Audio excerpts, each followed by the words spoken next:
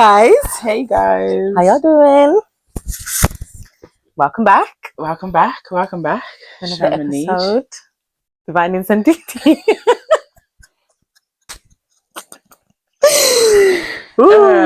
This is why you don't take breaks, because you come back and you forget your intro. But you know, this is like I'm the process of us saying you're welcome. We're trying. We are. We hope you're all well. Yes. How are you, my sister? I'm well. I'm good. How are you, sis? I'm good. You know, January vibes. Mm-hmm. You look good though. Could never tell you just in the middle of winter. Me? Mm-hmm. Thank you. You look amazing. Thank you. Thank you. Or the only secret, I've just been using this nice turmeric and sea moss face soap. Ooh. See, yeah, the bar's a little bit thin. Mm. Like they could step it up on thickness of the Yeah. bar because it doesn't really last a long time. But yeah, about like I think probably about £7.50 for it. Mm. I'll send you the link. Thank you. But yeah, I love natural products. Yeah, I need to come off like Neutrogena and that, because with Neutrogena my skin just gets really dependent and it just doesn't. One day without it, so your skin's not clean when you washed it. When we're done, remind me, I'll show you. I've got it's like Hydro Boost range from Neutrogena. Burnt my face. Remember when I told you I was having bad reactions? Was it that? Yeah, because it's basically like you're not supposed to use it every day. Okay. It's got salicylic acid in there, so that one's not a daily. It's more like a acid, because one a week. You like routine in it, same like me. When it's just consistent. Yeah, your morning, your night, maybe in the daytime too if you feel it like you feel a bit clammy. Yeah. But yeah. We're here. So today, guys, we've got a little interesting segment planned for you guys.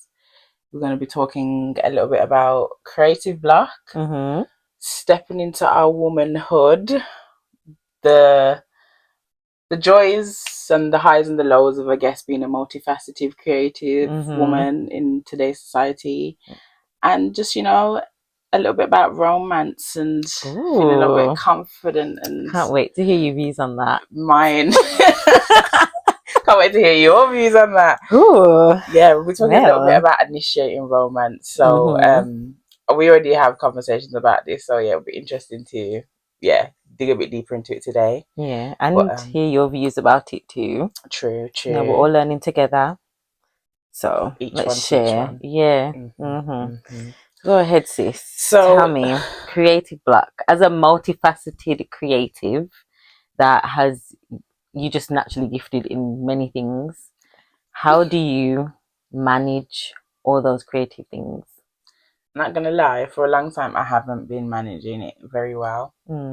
It's like, I think finding balance between each thing and like making sure one's not left behind is where I think I've kind of become a bit overwhelmed with it all. Because, for example, there's the poetry, the music, the fashion. I've kind of like, since leaving uni, like completely been put on a back burner, which is a shame. Like an accident as our years have just flown by and I've not like paid any attention to anything that I've like learned. And then poetry took like a front line, and I think it's easy for like once one's doing better, you kind of get a bit more drawn into it. Like we've been doing shows for poetry and stuff, so it's like that's where a lot of my energy's been, and that whole writing element going back into songwriting. So I think because they go hand in hand, it's like my focus kind of has shifted, and ideally you want them to all be like enhancing at the same time, which is I think where I've found a little bit of find it tricky to kind of have a balance between all of them. So yeah, that's where I'm at right now, trying to like figure out a balance and how to do them all, and have them all come along at the same time. But what about you? So I don't. I try and do them together. Yeah. But sometimes I feel like I only have energy or capacity for one. I feel that. You know, so there'll be, like you said, like sometimes I'm more in the art and I'll just be painting, like pumping out canvases and concept ideas, and then I'll open my poetry book and I'll write 2 lines and then my mind's blank. Don't know what to write. But then I have these ideas that are flowing through my mind, but I just can't grasp them. It's like I'm trying to reach, and they're just kind of flowing through my hand. And then sometimes when I'm writing, I don't know what to paint, but then I can use my painting to inspire my writing. But Never. I don't think I've done that to before. merge them. Yeah. It's interesting. Never thought about like using your poetry to inspire your art, because sometimes I'd be stuck with art as well.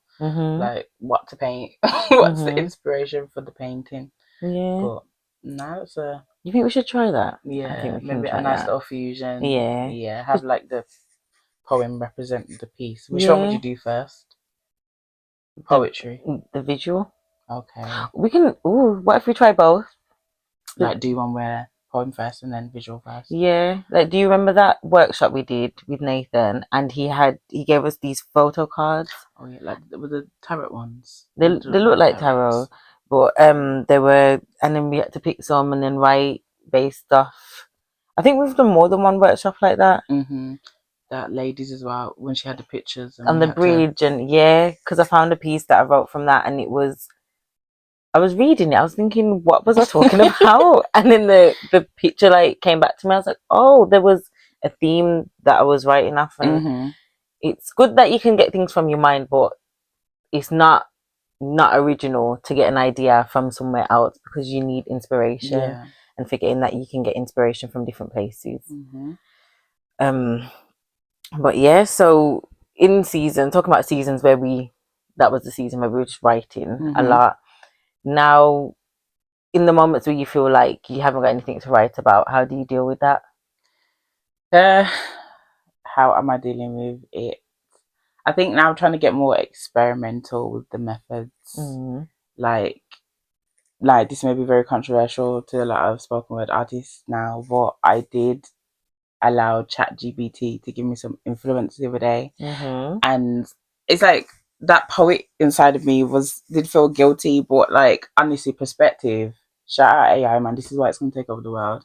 But like, it was literally one poem. I let it just like, obviously it's my words, but what they do is they'll make the grammar correct and then bring it back to you. So I was just like, okay, wow, like, and then showing you how you can expand, because what I did is I let it give me its own version. I wrote what would be next, and then I just used it to help me inform what I then actually wrote by myself.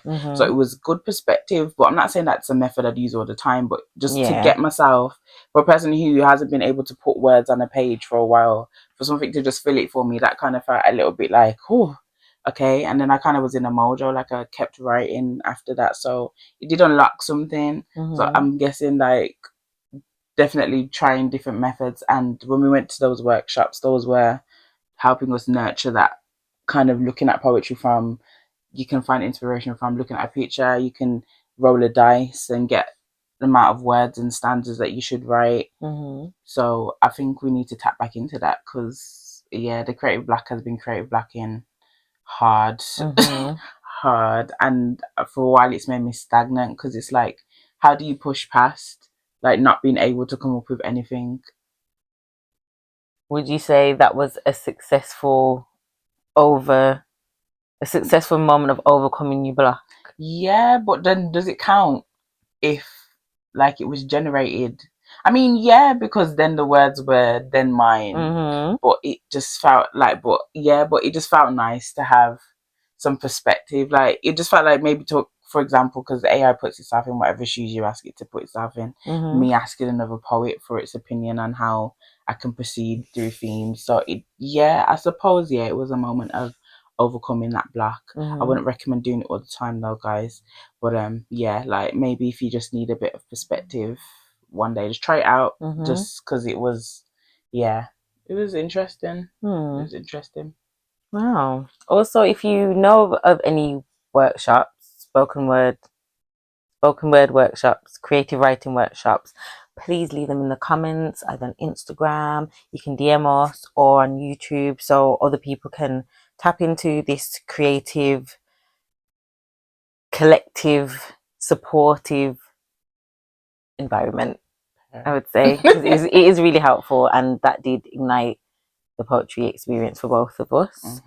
And that's like in Birmingham, around Birmingham, even in other cities, just share and share your experiences as well, how that influenced your writing. And not just if you're a poet, if you're a rapper, if you're a musician, if you're just a songwriter, if you write your own material in terms of plays and things like that, you need inspiration. So share how you got your inspiration as well.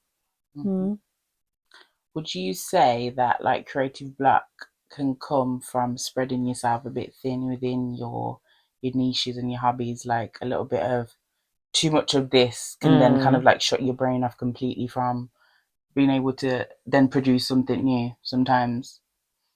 I would say yes, because there's times where, like I said, I'm painting and I feel like, oh, I've done a good amount of canvases. Now I need to put it into poetry because I need to balance it, or any ideas that I have. And that's me in my head telling me myself that I need to put it into something else rather than just going with the flow of the creative process. If all those ideas are for my art, keep them in the art rather than trying to force it into something else, because that's, if I'm not in writing right now, then I'm not in it. But I think that the pressure of now being more intentional with our art and where we're gonna, the different avenues we're putting it into, that does kind of give that, how can I say, element of pressure. It does. Yeah. It does, because like sometimes we'll be talking like, have you come up with anything? And I'm like, I got some ideas. Yeah. I don't know what I'm writing. Yeah. And then we know what we've even planned, what we're writing about, and this is like collaborative projects that me and Sham are working on. And it's just like but it's just, I'm just, you got all the visuals, we know exactly what we want, how we want it to go, and then I still can't come up with something. And then I'm thinking, was that just for a season? Am I like a one trick pony, even though I'm not? And do I need to go to a workshop to make that work for me? But like when you're talking about the prompt app, like it gives you scenarios and stuff. It was so good, and then it's just changed, and it's not what it used to be. But it would just give you a scenario to write off, different styles to write in. So the prompt app would give suggestions for topics, for different stanza styles. Could be a short poem, a long poem, a story, if you like. Like, it doesn't have to rhyme. It will give you so many different things, and that did help because I was coming up with poems on topics that I didn't think about before. Yeah. So I thought that was good. So now it's like, okay, that worked and it doesn't work anymore for us. And then how else can we gain inspiration? Yeah, that's what I would say. Yeah, what do you think? Where have you seen yourself spread yourself too thin?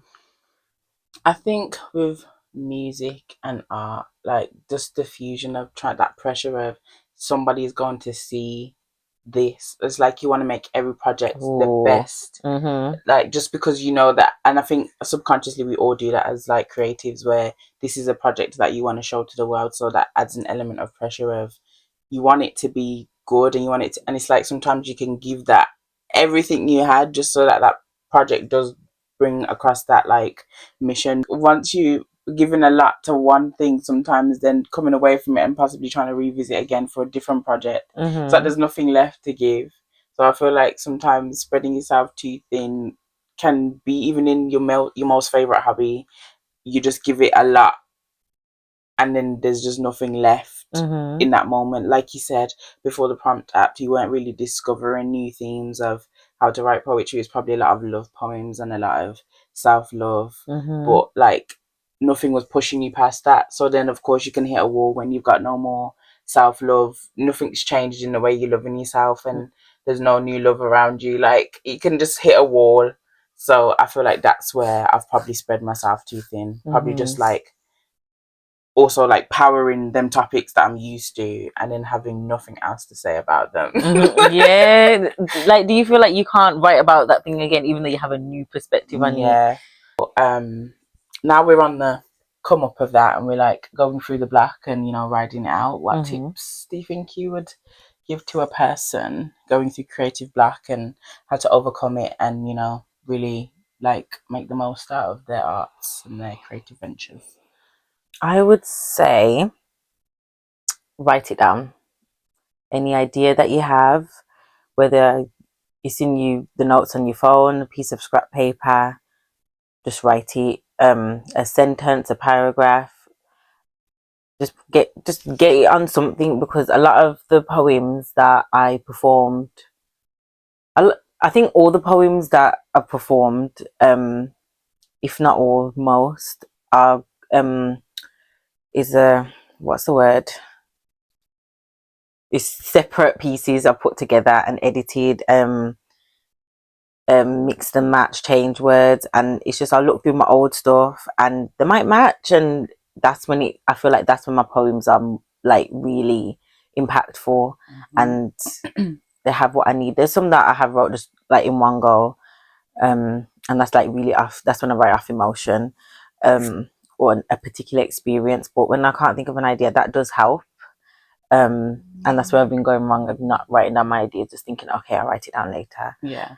And also, I would say make like a jar or a bowl of random ideas that you'd like to write, things that you wouldn't write if you get them off the internet, off your friends, what they'd like to hear from you, people who support you in your writing. Ask them what they like to hear you talk about, things they like and things they'd like to hear from you, new and old, and just put them in a bowl. So when you're ready to write, just pick them out and just don't choose. Obviously, fold them up so you can't see, and challenge yourself like once a week, once every 2 weeks. Just pick something, and whatever it is that topic is, just write about it. Yeah, give that a go. If you try it, let us know how it works, and we'll do the same and tell you tell you what we come up with. And it's on our Instagram, or you might see some more visuals on our YouTube. Just stay tuned. Yeah. What about you, sis? I would say create anyway. Like, I think that's where I hit a big block. Is I felt the block, so I stopped creating, and then like it just didn't feel like creating felt natural anymore. So I would say, even if for poets, I don't know, like you can only come up with 3 lines. Like I've seen a hella poems out there with like 4 lines. So maybe today it's 3 lines, tomorrow you might add 1 more, and then it's a poem. Do you know what I mean? So same for artists. Like even if you just start with a base color and then let spirit guide, just like never stop creating, even if it's not going to be your most proudest piece. I think a lot of the times when I've tried to push through that and create anyway, I think I've created pieces and I've quite surprised myself. So I would definitely say push through that, because that is literally the only way I think you're going to ever overcome the block, is by literally pushing through it, because it can feel at times like there's just nothing. So if you feel like there's just nothing forever, like is that going to stop you as a creative then forever, because you've not got anything to give at this moment? Just give what you have, even if that's just 2 lines, a piece of paint, a color of paint, 2 song lyrics, a skirt you've cut off the hem. What next? I don't know. Add a white stitch, But yeah. And then you reminded me about what you said about creating, because you're going to show, someone's going to see it, so that puts pressure on. But remember that people aren't coming to see what you think they want to see, they're coming to see you. Everything you create, you're in that. So whether you were happy that day, you were sad that day, whatever you experienced shaped the way you created, and that's what gives it that unique feel. You can write another piece about the same topic, but it won't be the same because you're in different spaces, mindset. So allow where you're at to lead you. For real. Keep it authentic. Yeah. Yeah. So yeah, that was just a little chat about creative block and our experience with it at the moment and how we're pushing past that. I think that was a big one for us starting Jan. Like we have a lot of stuff that we're doing now, and if we let creative block stand in the way, a lot of the times we won't move. So I just feel like it's important to highlight, because I know a lot of people have been experiencing that same type of block, and like creativity is limited sometimes. But yeah, we're all here together. We are. Just push through, guys. Sometimes you'll create the best things from just pushing through. But yeah, ending that and going into womanhood. So, for example, we're finding our feet within our creative lives, as well as spiritually, and financially. But yeah, the complexities of womanhood on a whole. So what made me want to talk about this topic is a video you sent me from Dr. Miles. He was basically just talking about womanhood on a whole and the role of women. And I hold my hand up, I haven't actually finished the whole video, but there's only a little bit left. Anyhow, he was just breaking down like traditional, how women were traditionally and how we are now, and just like the difference between it and why possibly men have been threatened by this new approach to being a woman. And I just felt like it was a really interesting perspective. So you sent it to me, so you tell me what made you want to send it to me. It was from Dr. Miles Monroe is a Christian man.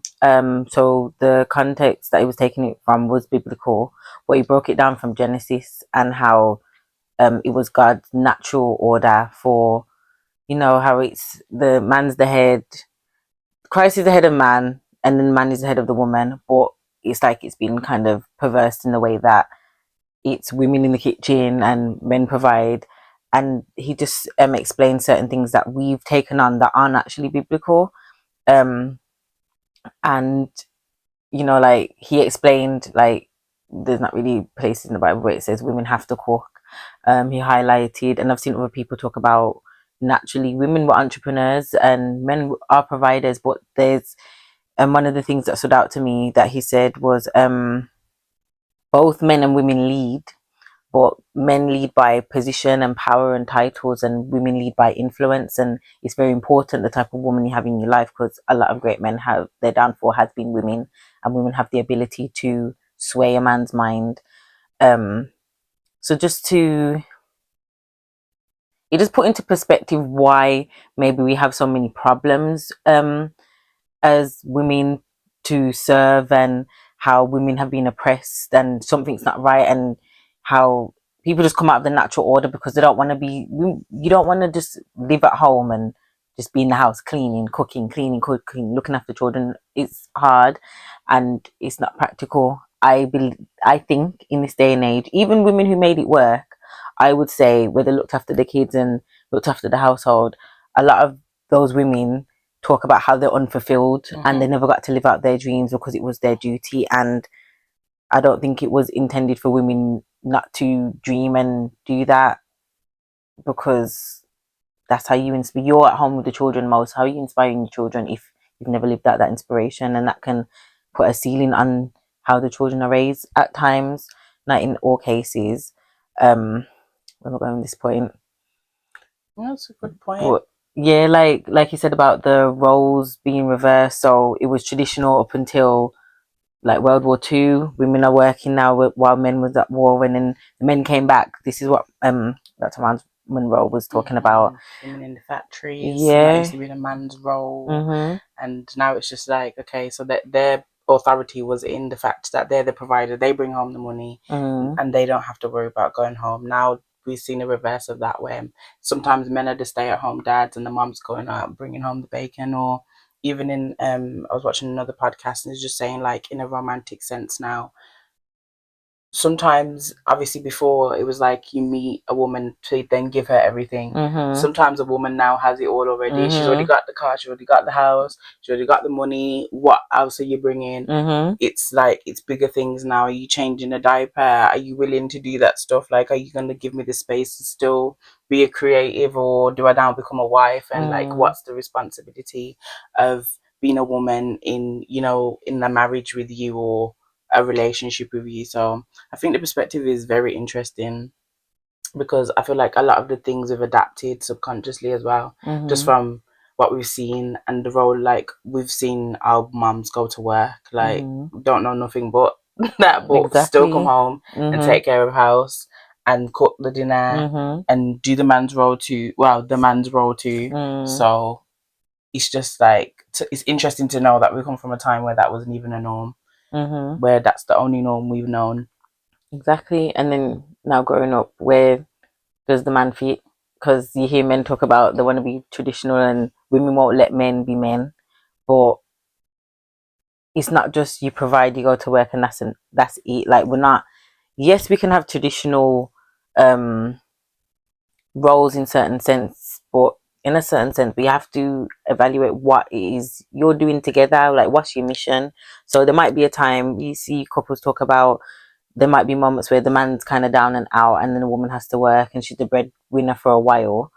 And then they switch it depending on who's making more. Then that person pays the most bills. Who has more time takes care of the household. But then you see some people have a problem with it, and they're trying to generalize it, but rather looking what can you bring to your relationship, rather than saying as a woman what can you bring to the table, because you know, I might be a Caribbean chef, but your table's Turkish. Like, it's not.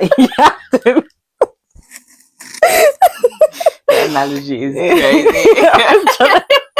But that's what I think why people clash, because people are arguing about different views, but you're not realizing you don't even need to be having that conversation with everyone. And I get why people be like, not everyone needs to have mics.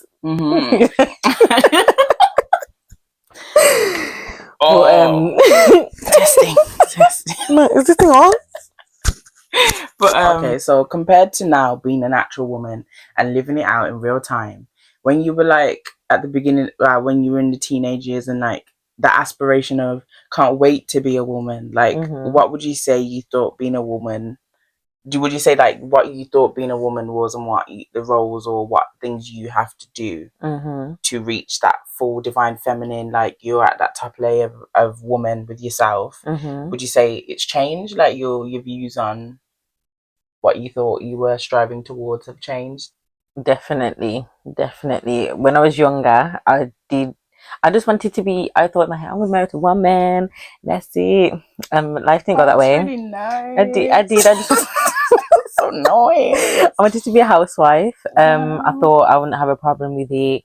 And then as I got older, I thought that's not practical. And if I have a goal that I'm working towards, that's instinctive to you. Like, everyone's given a purpose and given passions. Am I supposed to put those to one side? And that didn't make sense, because if I'm being encouraged to go to uni and have a career, but then a man comes along, okay, I thought I would work on what I'm working on. When my husband comes along, I can put that down and that'd be fine. Yeah. But then I just thought, so even in my experience, like being lost in somebody else, it didn't make sense. And it took a while after I came out of that relationship to realize that what I thought marriage was about, it wasn't. And I've gone on this journey to discover that, like I said before, you've got to know yourself.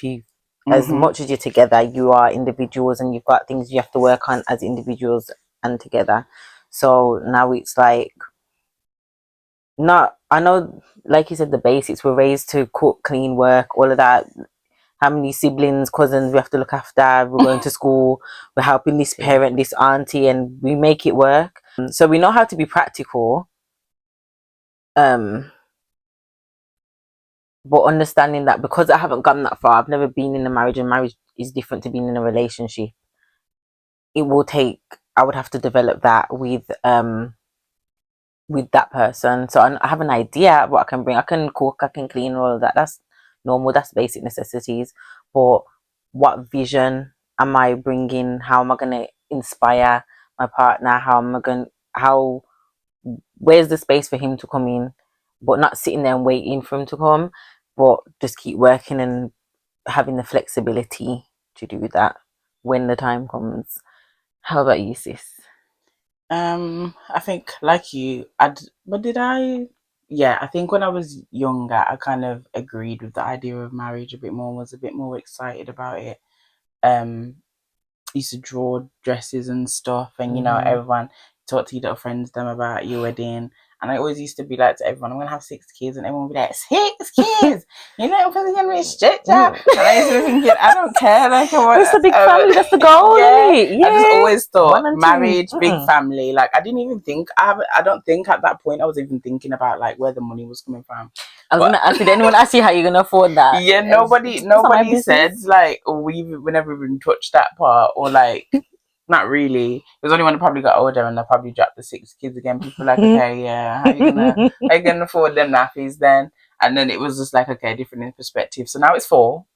So, but do you know what I mean? It's just like that you just basically, how I think I formed my ideas was from looking at what I had and where my life was at and what I didn't want from it, and then what I wanted to then recreate my own. So I think it was fantasized a lot because we didn't understand the logistics of like finances and the balance between man and woman in a relationship and what actually goes into it. But the ideals were there of having the big family and Christmases and birthdays are fun and it's a big celebration. We've got a big community of family.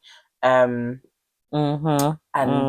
yeah, but yeah, I think it was kind of fantasized a little bit, like beefed up, because I didn't really understand everything else. Now understanding it, I'd say it's gone down in size, but I still feel like it's achievable to have that big family and have that unified home that feels, you know, like a real strong, solid foundation. Marriage for me now, I think, is something that I'm struggling to see if it's something I want for me, just based on my understanding or representation, then say, of marriage I've seen in my older years. I haven't really seen a secure foundation of marriage that is something that I feel like I could then recreate. It's not like with the not having a big family and then like having 4 kids, that's easy, like you just gotta breed a couple times.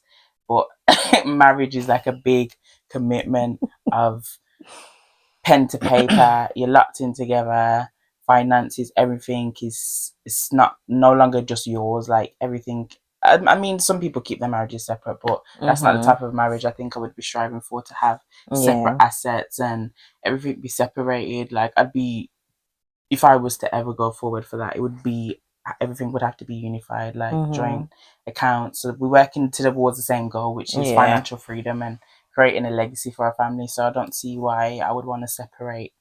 But yeah, what else from being young? I think maybe even career. I probably thought of a bit more fun careers until getting older and understanding how hard it is, and even going to uni. For a lot of them, you have to go to uni to get into it, and if you want to pursue 10 different big careers, you're not going to go to uni 10 times. It's just not feasible. Unfortunately, the society we live in hasn't made it feasible for us to be able to explore 10 avenues of great careers at one time. Shout out to those people who have 2 PhDs and 3 masters and degrees. Yeah, it just amazing. Yeah, y'all are really inspiring. Real inspiring. No, I genuinely mean that though, because like for me now, I don't know, and add my experience with uni to that. I don't think that that's something. I'm not saying that maybe in life something God might call me in a different direction and end up with a PhD here, an accident in literature. Ooh. Maybe. Speak into existence. But who knows? But for now, I just don't know. Like, I just had a bit more of a, what's the word? I'm trying to look for the word where you like, it's not fantasize, there's another word, but like I had a beefed up expectation of what I thought being a woman was. I become a woman now and I'm out into the world and people take me serious. But no, you still have a lot to prove because you're a woman, but what else? Like, well, what are you as this woman that you are? And I think now, being the adult, that's where my pressures are. It's like I want to make sure that this woman is the best version of this woman that she can be, constantly evolving, teachable, all these other things. So definitely completely different to the things I was aspiring for to be a woman as a teenager. Like now, yeah, it's a completely different outlook. But yeah, I think it's interesting because you obviously you set goals from then till now, so it's just how the goals shift as you get older. And yeah, but yeah, 6 kids. I don't know where I was going with that. Wow. Maybe I would say, like, if financially if it's doable, yeah, if life allows. I big family, like as long as I can provide properly and between me and my partner, I definitely want to be married first before I consider children. No, I know life happens, but I'm just taking myself out of that. What's the word? Baby mom culture. Yeah, I can't do it. Even though you could be divorced, that's that. But I'm not getting married to be divorced, and life happens. But I would just like to do it that way for me. I've battled with that part because it's just like, obviously my views of marriage are twisted. And then it's just like, I'm going to be a baby mom. But do you have to put that negative connotation on it? Or is that just what it is? Is it because you know that it's possible to, the children can be loved even in a single parent household?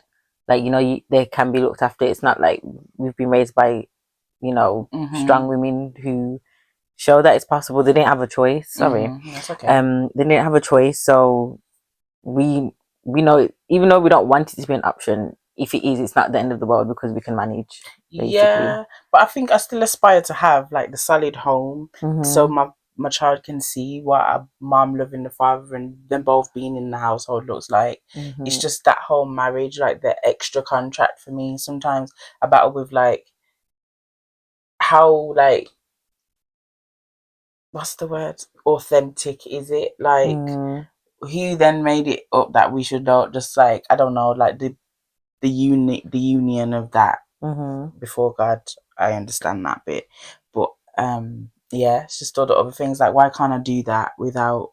Why can't we go and have a communion of love, like a little ceremony of love, and just celebrate our love for each other and promise to love each other forever, but not have to sign away heart.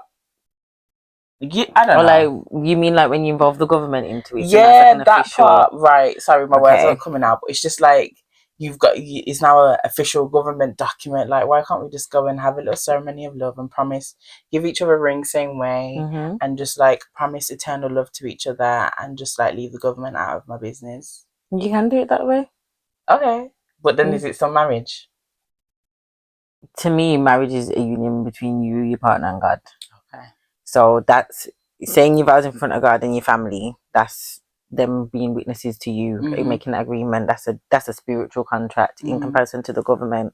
But I've seen people just write contracts of agreement where they've put things that are together, but it's not necessarily like a marriage license.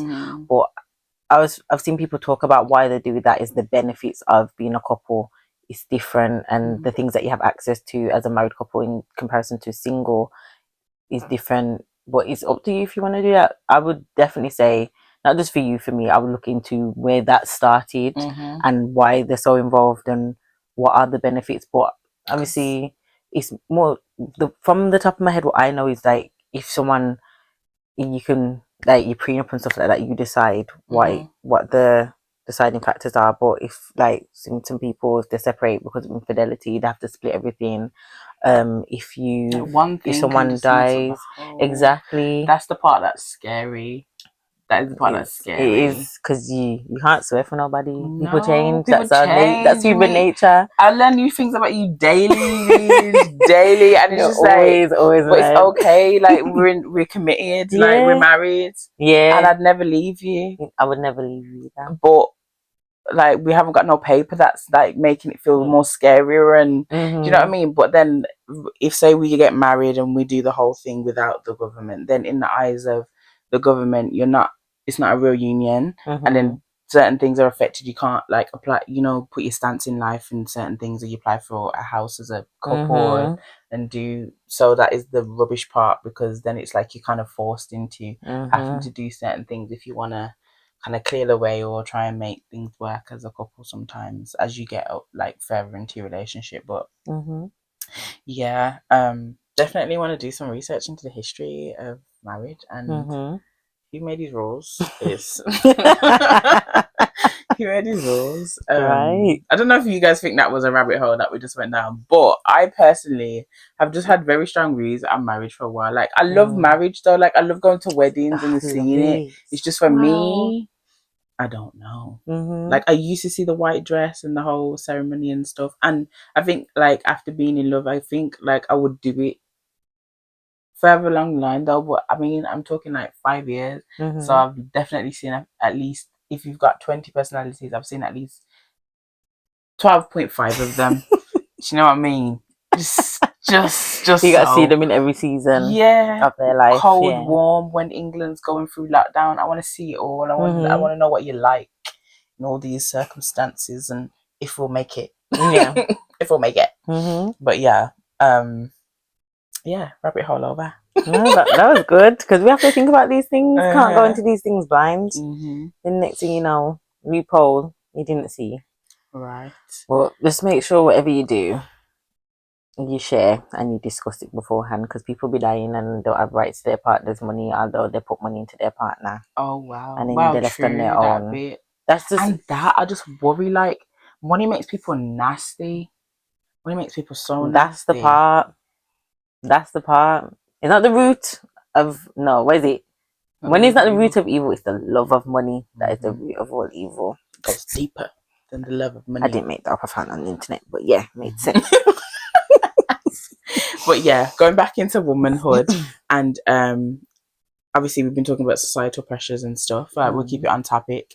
Let's talk a little bit about how self-love has been challenging within the midst of societal pressures and becoming woman and all these things. I'd say for me, probably weight and identity has probably been my biggest struggle.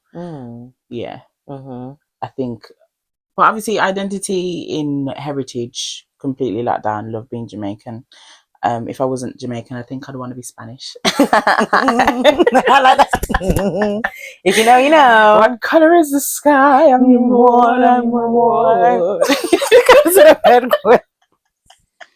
You know, if you're Caribbean or Jamaican, your bloodlines mixed up, and the Spanish was rulers at one point. So yeah, man. I know a couple Syrian niggas. Yeah, man. So I'm happy about that. I know some Indians, you know, it's in there. Mix up. It's called West India, you know, all type, all everywhere. Shout out to our ancestors. Heritage ancestors. Yeah. Oh gosh. But yeah, identity in possibly like being comfortable in my own skin as is before like the gym and all of that comes in to enhance the love I already have for myself. I think the way it's been pushed on us is fitness. You don't love yourself, you go to the gym and you do all these stuff. And then also like I didn't necessarily like see a lot of big foreheaded pretty black girls when I was growing up on the internet, and you're in school and a lot of people are like, you know, the assets that people cussed you out a lot about for or made jokes of in school, like before you grew into yourself. People used to call me frog eyes. Like my eyes are stay big, like still big now, but my best feature, check my eyes in the sun. Is she beautiful? Oh my god. Wow. Big brown eyes. Yes, girl. But like back then I was also joining in thinking, oh my god, my eyes are big, and like just like really digging into myself before I allow myself to become woman and then grow into my features and find beauty in them. So I feel like that's why when I say identity, I just wanted to clarify, because definitely like culture has never been, my mom's always made sure I've been educated on my culture. I grew up on reggae. Some songs I know, she's like, how you know them songs? But you taught me. It was inspiration. But definitely in like finding comfort in myself, and then as you get older, that turns into confidence, which I feel like I've missed a little bit of, and now I'm still having to find my feet in that now.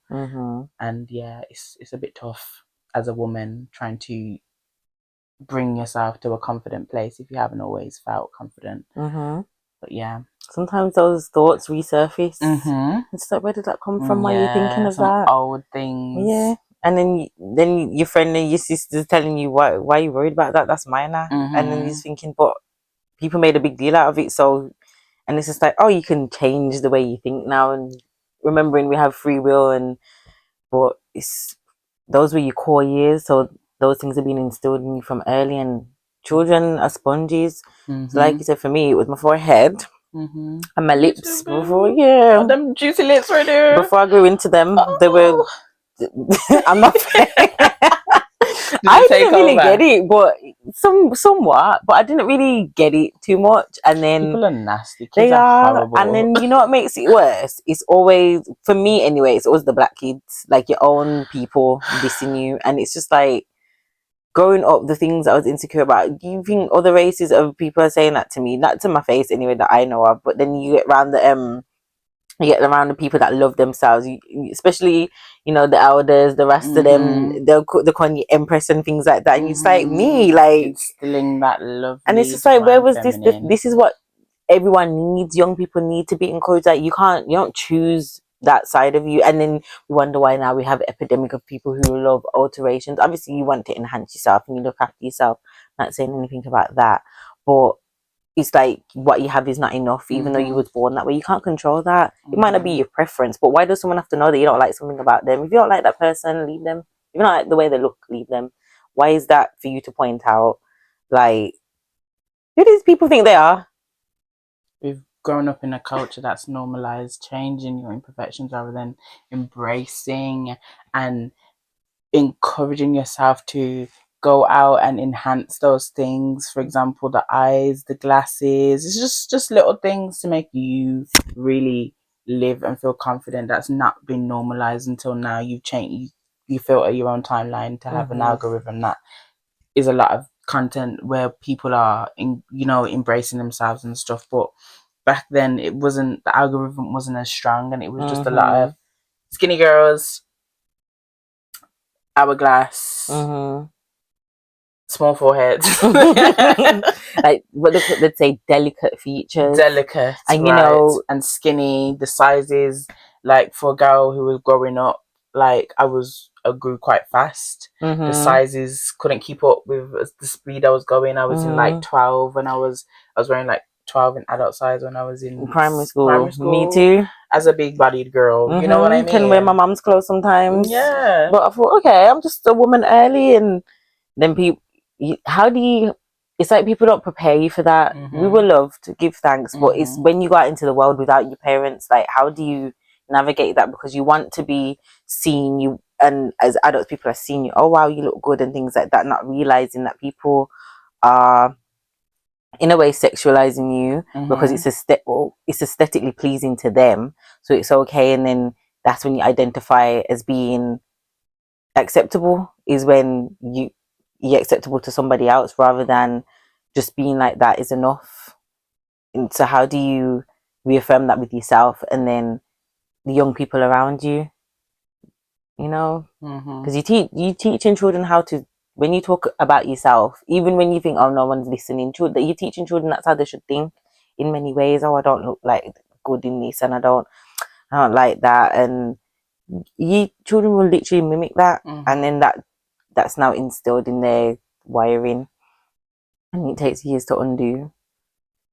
And then, like you said, like you mentioned, now one of the things is being intimate. So you have the friendships, so thinking you're good enough for the friendships, like you don't match the aesthetic of your friendship group, or your friends just really cool and they're really trendy and you're not trendy, or you don't have their body shape, that seems like that's their confidence point, you don't have that, so you feel like you're not enough. And then partners, like the partner you have, like is that enough? Like they like you when they see you and they meet you and you look good, but when you don't look good, is that enough? And you put on a bit of weight, they don't like you, they're not attracted to you anymore, you lose a bit of weight, like you weren't the way that they met you. And it's just like pressure to be the same, when as women, even men, we have natural body cycles, but as women, like we have 4 cycles within the month. We know the one that is your monthly, but that's only 1 week out of the 4. So then our body changes, our face changes. How do we deal with that? And it's only as an adult that I've realized that that's natural. I just thought, oh, I'm not eating good, or I need to keep up appearances. And then I think that affects intimacy in ways with yourself and other people on all levels.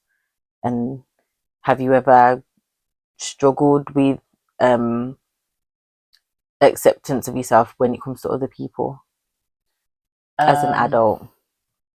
I think, yeah, in terms of, I think more in romantic situations for me, because I feel like I've always had friends that try to affirm, like we've always tried to affirm that in each other, so I don't feel like friendships necessarily been that for me. I think it's in romantic situations, like a lot of the time men aren't very reassuring as well. So it's kind of like having those thoughts, like you said, of I've put on a bit of weight, or I've lost a bit of weight, or these jeans don't fit me and never fit me at the start, and just thinking like, oh, what does he think because of that? And it's based on, because that perception that we've seen now of petite and nice face, as you said, is what they push as what men want. Mm-hmm. So it's like a lot of the time when you take yourself to that space, it's because of what you're seeing on the internet, and again, what the perception of what a woman should look like and how prim and proper she should be all the time, now should be done all the time. I don't have time for that.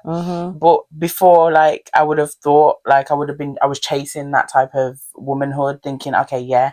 And of course, it's a nice aspiration to always want your nails done and your toes done. But it's like, are you doing it for you though? That's the part I had to differentiate between now being a woman and like striving to be one. Is like, everything I'm doing has to be intentional for me. It's not because I need anybody else to like it. And that's where I spent a lot of time, is I wanted everybody else to like it. So and that came up a lot in relationships for me, is I wasn't changing myself, but I would try and adjust to new things if I thought that it would benefit, but I never really saw if like the benefit really matched me and where I was going. So yeah, that's probably where I've probably seen myself kind of battle with that. About you? I would very much the same. Grateful for friends, because when you have solid friends, they just won't let you have a down day in the ways of like, you're worried about how you look. Meanwhile, body dysmorphia is a real thing, and then your friends telling you, "Oh, I don't look good in this," and you look at your friend like, "Girl, look how the dress just sits down on you, like it's just perfect, like it's made for you, but your friend doesn't feel it." But why is that? That's an internal thing. But relationships, I would say, like, we pick up on cues from our partners. So when you look good and you wear something, your partner's like, wow, that looks good on you. And there's another time you're thinking, I feel really nice, and your partner doesn't really notice. Yeah. And it's just like, okay, what was going on this day? Maybe how I had my hair, I didn't have this and that. And then now you're internalizing it and projects into more than one day. Yeah. To the days where you just in your dressing gown and you looking at yourself. And it's not enough. Like, I always got to be on, and then you're making a fuss, and then you're getting told from experience, oh, you're doing a bit too much. You don't have those people in your life now. Like, you might be doing too much, but it's just like, you liked this before, but now you don't like it. Said that to you? Gonna tell me? You know who? And then odd people. And then even like, there's one point where I put on weight. I did put on a lot of weight. There was a lot going on at that time. At that point, but I didn't love me. And it's only the perception here, because me, I would have. It's all in the perception. When I look back, I'm like, I look good. When I just look nice. Look empty, missing no meals. Okay. I don't want to look like. I think there was one point in my life where I wanted to be skinny. Now that is not even. I don't even think when I go gym. I'm not even thinking.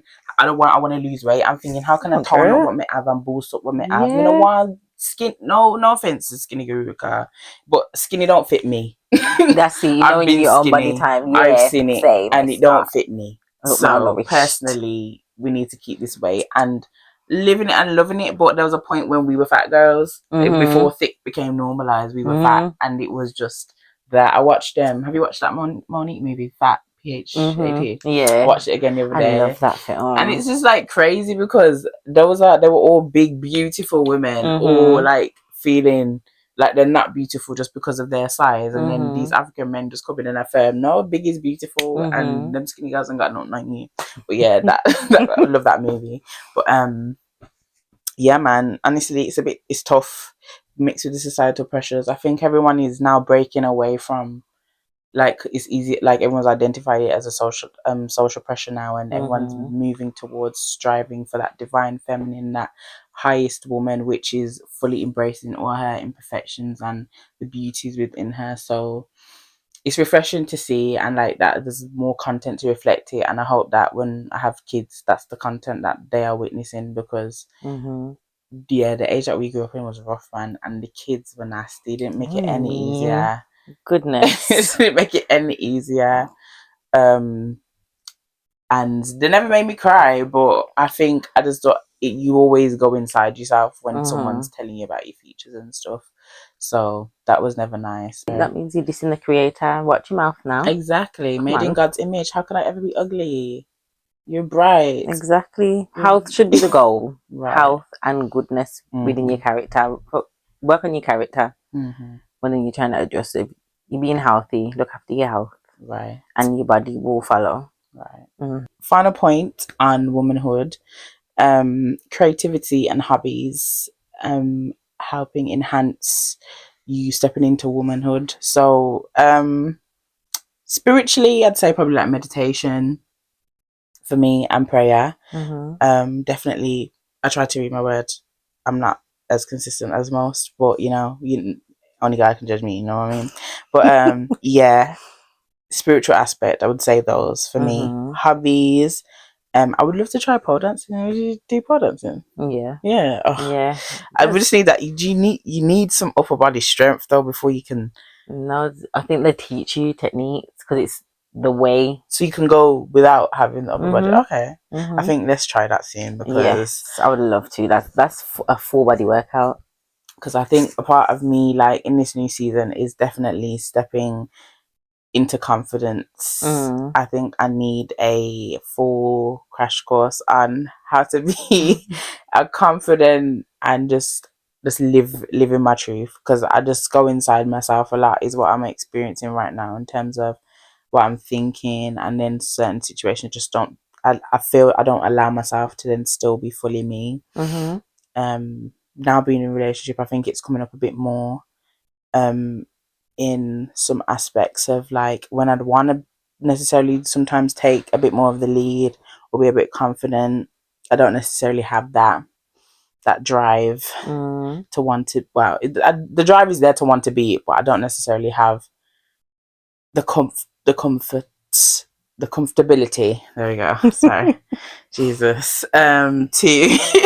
To do that all the time, and I want to be that person for myself more though, because when I walk past the mirror and feel sexy, and then that energy will just exude in itself. So I think for me, it's like doing things now in this new season that can enhance that and just instill confidence without it feeling pressured. I feel like pole dancing is a nice way to do that, because you just have some sensual music, grind that pole, girl. I mean, none to it. Yeah. None to it. I think it's important to have women only spaces where you can practice and it's not incentivized by something sexual. It's just everyone's being themselves and it's expression. It's like you have places to do that. I'm trying to think of an example. Like you go to art workshop, everyone's painting in a certain way and you get celebrated when your art's good or your writing's good. You go to a fitness class, like if you're really good at something, you're celebrated. But I think in those spaces they encourage you, finding spaces that encourage you just being present and being there. I think that's really good. It keeps coming to me. It's like them riding classes, but all the women in the room with pillows, and there's just that instructor at the front just teaching all the girls how to take that horse to the old town road. Do you know what I mean? This empowerment, just whatever you need to, whatever point you need to reach during your womanhood, just find things to insert yourself into, whether that be with yourself or outside hobbies that can help you develop that confidence in you and help you position yourself in a place that you feel comfortable in. But yeah, you said something about romance and then I kind of led into it before, but basically like just initiating in the bedroom, like your experience as a woman, like do you have issues with confidence when it comes to that? I do. I feel like you first meet someone and you just like you being yourself and then they're drawn to you, and then it's just like you get to a certain point, it's like, how do I follow on from this? And then it's just like you get to that place. But I think for me it's at times because I didn't allow time for me and that person to get to know each other. And also, like when people say like foreplay doesn't start in the bedroom, I think that's the same for us on a personal level. So being confident on our own, doing things on our own that might feel, for me, it's just like getting dressed in like a funky outfit and then going out by myself, where my comfort zone is showing my friends, send you guys a video, we go out together and we're just gassing each other up. I love that. That's light work for me. I'm in my zone. Yeah, so doing things that make you feel empowered outside of the bedroom. So, because I feel like I'm at my most confident when I've got different things going on and I'm achieving a lot and setting my goals, and that just, it builds trust in myself. It builds the confidence that no one can shake because I've already done that with myself, and then other people are secondary to that. So it's not dependent on whether I'm approved by other people, because sometimes your friends don't notice, sometimes your partner doesn't notice, they've got their own life going on. So as long as you have your bubble as well as what you have going on with other people, that can help build that. And then also things that what you like in the bed, know what you like. What do you like? Do you like when you dress up? Like, is it your body? If you don't like your body, how are you looking after yourself? Because even when I'm not at my healthiest, no, when I'm not my preferred weight or size, when I'm being healthy, even if I'm working out and I don't look toned and I'm eating good, I feel good in comparison to when I'm just eating a lot of junk. And I just feel like frumpy and things like that. Your food does contribute. The amount of sunlight you get contributes, and fresh air and all of those things do have an impact on how you look as well. So just make time for things separate to the bedroom, but also I'd say also practice intimacy with your partner that's not physical as well. Can we elaborate on that just a tad for the viewers who want to know? What do I know? Yeah, I'm single.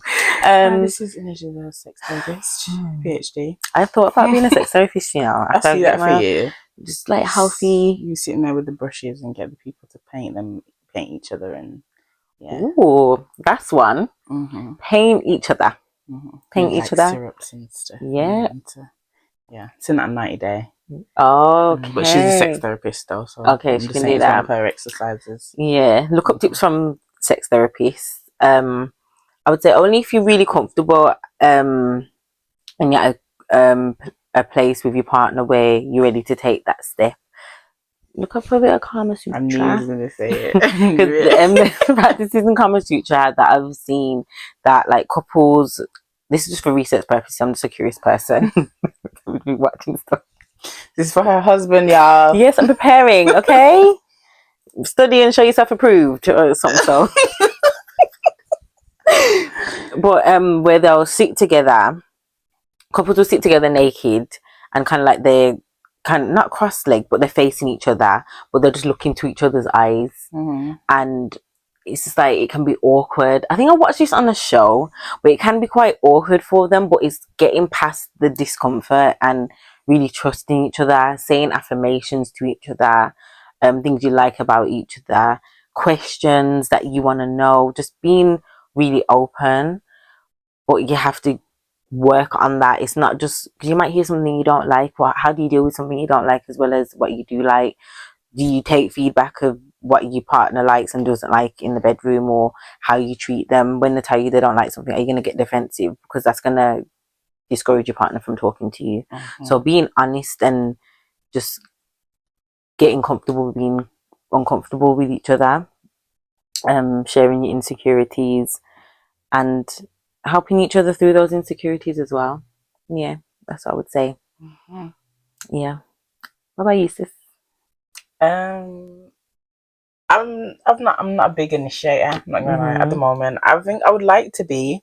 I think, have I been in a space that's allowed me to feel comfortable to you? And really, until now, no. And even still, I think now I'm in a space where yes, I'm probably allowed to be more confident and that, but there's just something for me that I think not men really always possess, is being able to really like take the time then with a person who's not, let's per se, more confident. I don't think our generation really has that down bad. Like just being able to take it through the layers, then okay, I can see not so confident. Just give me a little bit more affirmations during that act, and just allow that part of me that feels so restricted and to release itself and become a little bit more, for it to feel natural, and then I can hold on to these nicer moments and then allow that to then empower how I feel in the bedroom. So no, I haven't really tried to initiate much, but obviously since being in a relationship and talking to my friends, they're like always encouraging me to try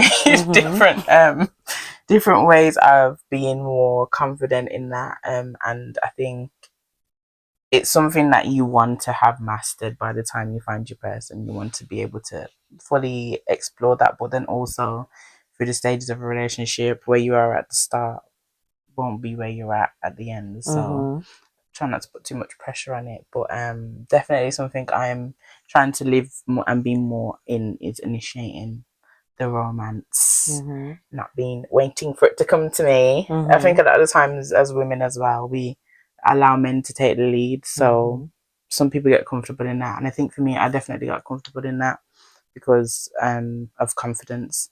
So yeah, now I'm on the other side of that. It's been a little bit, because some days I psych myself up to do something and I was like, nah. I just feel like, nah. I just talk myself out of it. Yeah. So but why is that? Is there something that you're expecting to happen or not to happen? Yeah, I think, okay, for example, like, if we run it to a scenario, like even getting on top, like I watched a video about this the other day, and it's like why women don't like to be on top is because they look like this. And they look like this, whereas like when they're on their back, they look like this. Do you know what I mean? And it's a real thing, because like you can't tell me I look great up there.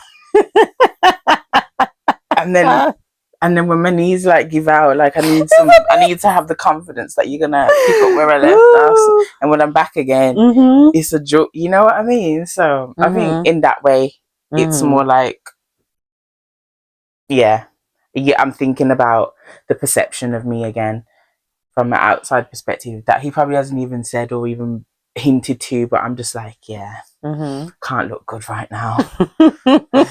Yes, but yeah. So you gave some very nice practical tips on how to initiate in the bedroom. I'm saying women, shoot your shot, man. Like, it's 2025. Like, if not now, when? For everything. If not now, for when? Everything. For the creative block. Go ahead. For womanhood. Stepping into that divine feminine. Do them things that are empowering the woman, the person you're trying to become daily. Have people around you that encourage that that dual connection between you and your friends and your partner, whoever, of you all striving for better. It's 2025, guys. Like, let's just do it. You know what I mean? Like, we've been in our heads way too long, and stay in your head for too long, you blink and you're 30 and it's all over. And it's not over, sorry, you can start laughing at 30. That sounded backwards, but you're back at square one again, and that's because you just let time pass. You stayed in your bed a lot, and time's faded by, and you hadn't done anything. Do everything that you're curious about, want to explore, everything that's going to enhance who you're becoming, and you'll be good for it when you get to that point when you're just relaxing in all these different things that you've allowed yourself to hone and be comfortable in. And creative block is beatable. Self-love is achievable. All right. But yeah, that was, we just wanted to talk a little bit about womanhood and the struggles within it. I think today that was a pressing topic for me, because that's definitely what I'm uncovering and trying to overcome in this new season. You can remember, when you reach your goals, when you get to that place, you still are gonna need to adjust because you're in a different space. So you work on yourself and you get in a relationship, but then it's still going to be required for you to work on yourself, just in a different way. Same with your creativity. You're gonna get to a point where you create the picture that you wanted, but what's next? Wait, obviously when you get there, that's when you address it. But remember, it's a continuous thing. Like, it's just a pit stop. It's not really like it's not final destination. And that's with everything. So it's okay to recreate yourself. And if you want to wake up this morning and say, I'm a completely different woman, I'm going to change myself for the better, then do that. Don't allow people to stop you, because it's just natural for us to, you're used to someone a certain way. So then when someone starts to change, it's going to feel different. And sometimes people can remind you of what it used to be, but it's not necessarily because they want you to stay in the same place. But you have to, again, show people how to treat you, show people what they mean to you and how they are with you. And communication, be open and trust and set healthy boundaries, and make sure you stick to them as well. Yeah. If you've enjoyed today's episode, please leave a like, put some comments in the comments, and let us know what you thought about today's conversation, and share this with someone who you think could benefit from having a listen. I've been your host, Sham, and I've been your host, Neij. Together we are Divine Incentive TV.